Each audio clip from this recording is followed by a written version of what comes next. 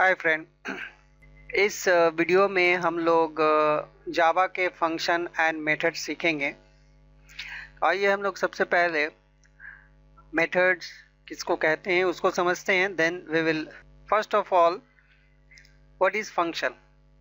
So when we define a set of code within a block having a name is called method. It can call or invoked at any time. मतलब कि एक set of code होगा and उसका एक खास नाम होगा। Okay जैसे कि सपोज कि हम लोग एक फंक्शन अगर यहाँ पर अगर बनाते हैं या से सम एंड यहाँ पर ब्लॉक ऑफ कोड लिखते हैं से a equal to 10, b equal to 30, c equal to a plus b and then system dot out dot println c. So यहाँ पर आप देख रहे हैं कि ये एक मेथड्स का नाम है, ये मेथड का रिटर्न टाइप है एंड ये एक ब्लॉक ऑफ कोड है ये कर्ली ब्रेस के अंदर में। तो दिस इज कॉल्ड फंक्शन और मेथड। नाउ मेथड डिक्लेरेशन किसको कहते हैं या मेथड डिक्लेरेशन कैसे होता है। आप यहाँ पर देख रहे हैं कि यहाँ पर ये एक पब्लिक स्पेसिफायर है एंड देन जो है एक्सेस मॉडिफायर और access specifier is the access type of the method or function. It specifies the visibility or accessibility of the method. Java has 4 types of access specifier और access modifier. पहला जो है वो है default. अगर हम कुछ भी नहीं लिखते हैं so that become a default. Default access specifier by default it is visible only from the same package only. Next आता है public. The method is accessible, visible in by all classes when we use public specifier in Java application. Then comes the private specifier. When we use a private access specifier, the method is accessible only in the classes in which it is defined. And then last but not least the protected specifier. Protected specifier is when used the method is accessible within the same package or subclass in a different package. So after this the return type आता है। तो यहाँ ये return type है, return type हो गया double. Then आता है मेथड्स का नाम, ये हो गया मेथड का नाम। तो यहाँ मेथड का नाम है सिंपल इंटरेस्ट एंड देन आता है parameter list. These are parameter list. Okay ये पैरामीटर लिस्ट है एंड और ये मेथड्स बॉडी है जहां पर हम लोग मेथड्स को डिफाइन करते हैं। देन हम लोग देखते हैं कि मेथड डिक्लेरेशन किसको बोलते हैं। मेथड डिक्लेरेशन का मतलब एक प्रोटोटाइप डिफाइन कर देना। मतलब यहाँ पर एक इंटरफेस के अंदर में हम लोगों ने यहाँ पर public int add int a, int b semicolon यहाँ पर जस्ट डिक्लेयर किया है। इसके अंदर में कोई डेफिनेशन नहीं है। यहाँ पर जब इसको हम लोग यूज करेंगे तो यहाँ पर class Java public int a, int b। Then यहाँ पर हम लोगों ने कोड लिखा। तो this code is defined within this block of code and this the name of that block of code is add. This is the method और function definition. Method declaration जो है वो हम लोग जस्ट सिंपली मेथड को declare कर देते हैं एंड मेथड डेफिनेशन में विद डिक्लेरेशन कर्ली ब्रेस के अंदर में जो भी हम लोग कोड लिखते हैं वो मेथड को डेफिनेशन बोलते हैं। कितने तरह का मेथड्स है basically pre defined method and user defined method. Pre defined method जो है वो जैसे कि हम लोग नॉर्मली हम लोग यूज करते हैं system dot out dot println। तो यहाँ पर ये println क्या है, ये प्री डिफाइंड है मेथड है। लाइक से अगर हम लोग मेथड यूज करते हैं mat.pow से 5,2। सो ये जो पाव मेथड है this is a pre defined method and user defined method हो गया जो यूजर डिफाइन कर रहा है। से अगर हम डिफाइन करते हैं जैसे void sum and then block of code हम लोग लिखते हैं। सो ये यूजर डिफाइंड हो गया, यूजर डिफाइन कर रहा है।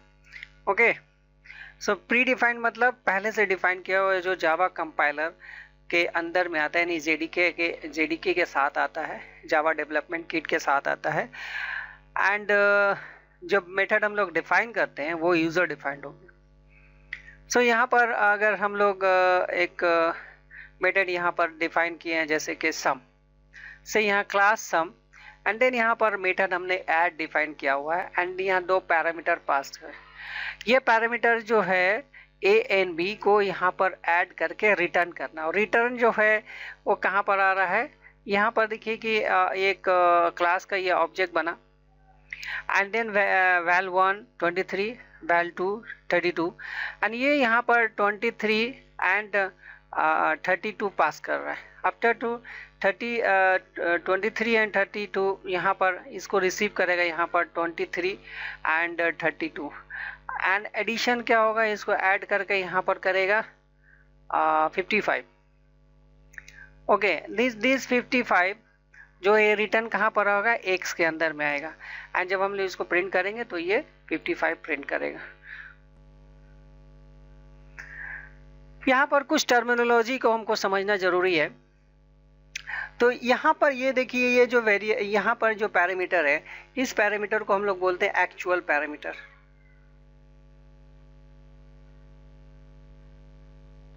एंड यहाँ पर जो ये वैल्यू यहाँ पर हम लोग सप्लाई कर रहे हैं, एंड वैल्यू रिसीव यहाँ पर हो रहा है, एंड इस पैरामीटर को हम लोग बोलेंगे फॉर्मल पैरामीटर।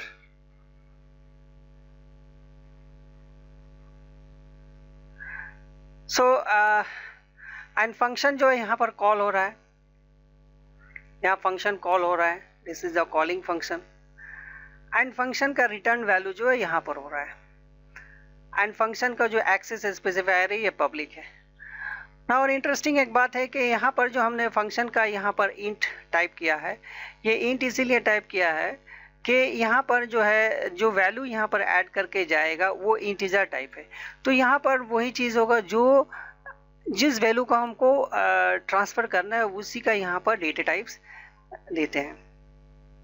सो हम लोग ब्लूजे आईडी के अंदर में एक फंक्शन बनाकर देखते हैं कि ये कैसे होता है, एंड इसको कैसे हम लोग कॉल करते हैं, रन करते हैं। सो यहाँ पर न्यू क्लास में आएंगे, एंड क्लास के एक नाम देते हैं, से हम एक नाम देते हैं सिंपल इंटरेस्ट। तो यहाँ पर सिंपल इंटरेस्ट जो है हमने टाइप किया, आपने यहाँ देखा कि सिंपल इंटरेस्ट का एस कैपिटल है, आई कैपिटल है, इसको कैमल केस बोलते हैं। तो जब भी हम लोग क्लास का नाम लिखते हैं तो इसी तरह से लिखते हैं। अब जो है हमको एक मेथड्स यहाँ पर बनाना है, that will not return any value, just print a value inside according to the value provided inside that methods. So यहाँ पर हम एक इंस्टेंस वेरिएबल डिफाइन करते हैं, P for principal, T for time, and R for rate of interest, and then SI for simple interest. This is the instance variable.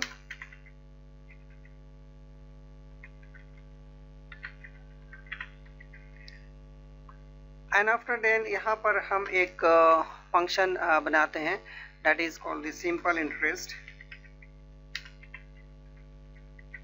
अब यहाँ पर आप लोगों ने देखा कि सिंपल इंटरेस्ट का एस जो है हमने स्मॉल से शुरू किया, एंड जो नेक्स्ट जो वर्ड है उसको हमने स्टार्टिंग कैरेक्टर को कैपिटल से किया। So this is the convention, equal to से 5000, and then T equal to say 5 years, and then R equal to I'll define this say 8.7%, and after then यहाँ पर हम लोगों ने सिंपल इंटरेस्ट का फॉर्मूला लिखना है, that is P into T into R by 100,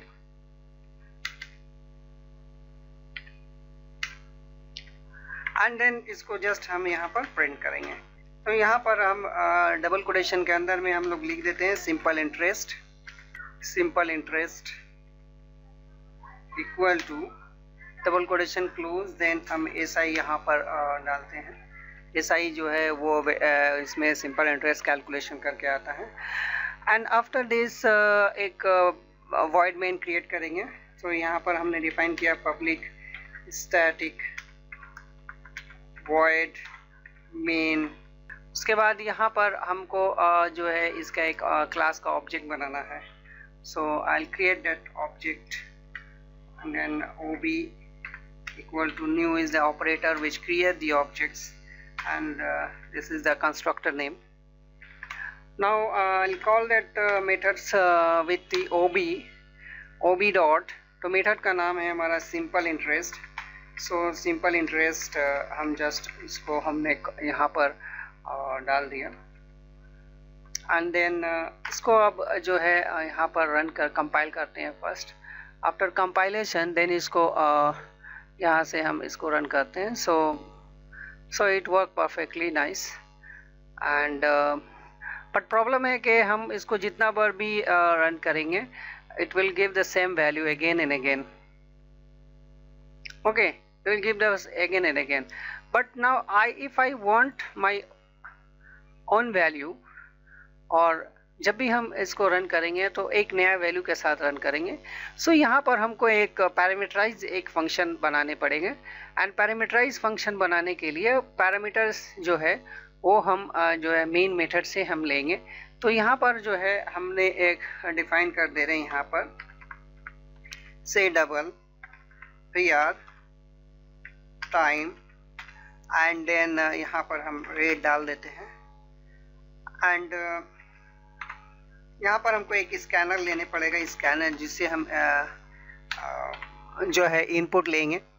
scanner एक class है बट स्कैनर लेने के लिए हमको एक यहाँ पर इंपोर्ट भी कराने पड़ेगा। Import java.util. से स्टार हम ले देते हैं। You can type the scanner to here. Now after giving this यहाँ पर एक प्रॉम्प्ट हम टाइप करते हैं, दैट इज system.out. तो हम लोगों ने पहला प्रिंसिपल लेना है, that is SC dot.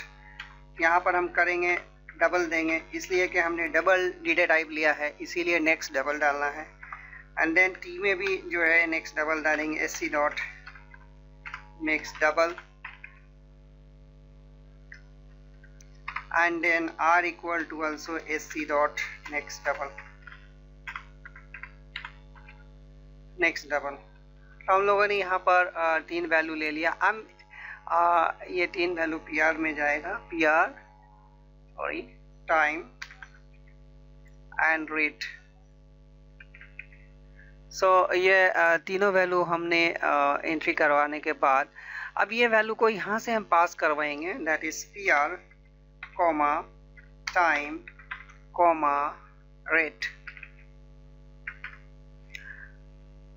So in this case अब वैल्यू जब यहाँ से पास करेगा तो यहाँ पर वैल्यू को रिसीव कराना होगा। तो यहाँ पर हमको डालना है डबल से double P comma double R। अब यहाँ पर जो है हम यहाँ पर डालेंगे P equal to P, T equal to T, R equal to R। But इसमें एक प्रॉब्लम ये होगा कि मेरा जो है ये local variable as a local variable treat करेगा। सो हमको यहाँ पर जो है यहाँ पर दिस लगाने होगा क्योंकि सेम वेरिएबल है। सो यहाँ पर दिस लगाना ज़रूरी है। जब दिस लगाएंगे तो ये इंस्टेंस वेरिएबल को एक्सेस करेगा, अदरवाइज ये as a local variable treat करेगा। ओके, नाउ अब इसको हम कंपाइल करते हैं। After compilations this is a problem. So after defining all that, just compile it. तो compilation में कोई error नहीं है। Now click this void main and then OK.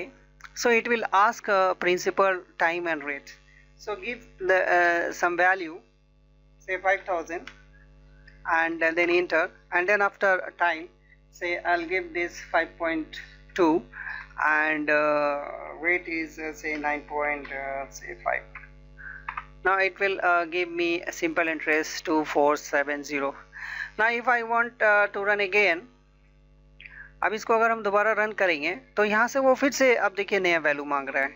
तो यहाँ पर हम लोगों ने यहाँ पर कोई एक वैल्यू दे देते हैं, से 4500 एंड देन ईयर दे देते हैं 2.5 and then 12%, 12.1%. So it will give us the simple interest 1361.25. Okay, so in this way we can write a program. So here यहाँ पर ये प्रोग्राम जो है, ये प्रोग्राम के अंदर में, ये कोड के अंदर में यहाँ पर जो है, यहाँ पर फंक्शन जो है कॉल हो रहा है एंड यहाँ पर जो है और ये जो पैरामीटर है, इस पैरामीटर को हम लोग एक्चुअल पैरामीटर बोल रहे हैं एंड यहाँ पर जो फंक्शन डेफिनेशंस है एंड इस पैरामीटर को हम लोग बोलेंगे फॉर्मल पैरामीटर्स। नाउ अब इस मेथड्स को सिंपल इंटरेस्ट जो है, इसको अगर हम लोग रिटर्न टाइप बनाना चाहते हैं, यहाँ पर जो है वॉइड जो है, यहाँ पर कोई वैल्यू रिटर्न नहीं कर रहा है क्योंकि हमने यहाँ पर जस्ट फंक्शन को कॉल करके एंड फंक्शन के अंदर में ही ये सारा काम हो रहा है, प्रिंट हो रहा है। Now I want that this function will return the value in main. Okay, so हमको यहाँ का क्या करने पड़ेगा, ये डबल के बजाय we have to write this. यहाँ पर आप देखिए कि हमने कुछ भी नहीं लिखा है, तो इसका मतलब है कि ये इसका जो पब्लिक स्पेसिफायर है, ये जो ये है डिफ़ॉल्ट है। नाउ अब यहाँ पर जो है इसको हम पब्लिक यहाँ लिख देते हैं, माने एक्सेस स्पेसिफायर जो है, यहाँ पर एक्सेस स्पेसिफायर पब्लिक है, देन पब्लिक। उसके बाद हमको यहाँ पर क्या करना है, डबल करना है। ये क्यों डबल करना है, इसलिए कि एसआई जो है वो डबल है, that's why the data type must be same as the return type. Okay, and after this यहाँ पर हमको एक रिसीव कराना है, तो यहाँ पर हम एक वेरिएबल ले लेते हैं, SI ले लेते हैं and then SI equal to this. तो यहाँ पर प्रिंट कराने की ज़रूरत नहीं है, जस्ट इसको हम लोग रिमार्क दे देते हैं एंड यहाँ पर जो है इसको हमको क्या करना है, रिटर्न SI करना है। तो ये रिटर्न वैल्यू जो है वो कहाँ पर रिटर्न करेगा वैल्यू को, यहाँ पर इस फंक्शन यहाँ पर कॉल हो रहा है, तो मेरा SI के अंदर में जो है वो वैल्यू आएगा। तो इस वैल्यू को जो है अब जो है हम यहाँ पर आकर जो है हम प्रिंट कर देते हैं एंड देन कंपाइल करते हैं। आफ्टर दिस कंपाइलेशंस इसको फिर से अगर हम रन करते हैं, लेट्स सी क्या होता है। तो यहाँ पर फिर से उस वैल्यू को मांग रहा है, तो हमने एक यहाँ पर वैल्यू से कोई भी एक वैल्यू दे देते हैं, से एंड से 2.6 डाल देते हैं एंड देन ये ईयर हो गया and then rate of interest जो है वो हम लोग से 8.5 डाल देते हैं। So it will give us a new simple interest.